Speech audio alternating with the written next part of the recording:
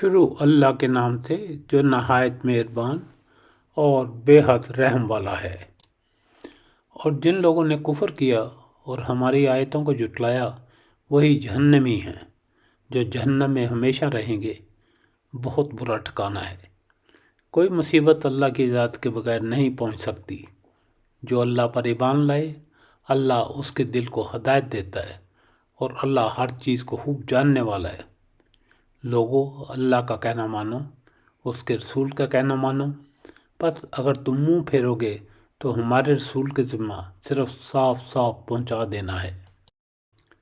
اللہ کے سوا کوئی معبود برحق نہیں اور مومنوں کو اللہ ہی پر توکل رکھنا چاہیے۔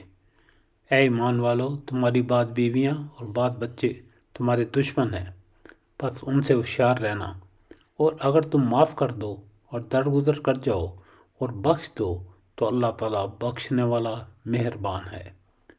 تمہارے مال اور اولاد تو سراسر تمہاری آزمائش ہیں اور اللہ تعالیٰ کے پاس بہت بڑا اجر ہے۔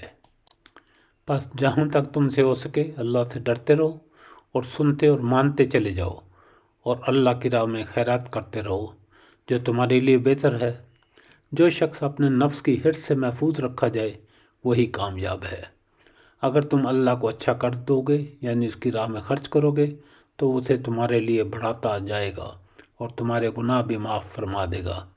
اللہ بڑا قدردان، بڑا بردبار ہے۔ وہ پوشیدہ اور ظاہر کا جاننے والا ہے، زبردست حکمت والا ہے۔ بسم اللہ اول وآخر۔ شکر الحمدللہ رب العالمین۔ آج سورۃ تغابن کا ترجمہ اور ریکارڈنگ مکمل ہو گئی۔ اللہ تعالی ہماری سعی قبول فرمائے، آمین۔ ہمیں اپنی دعاؤں میں یاد رکھیے گا۔ شکریہ والسلام۔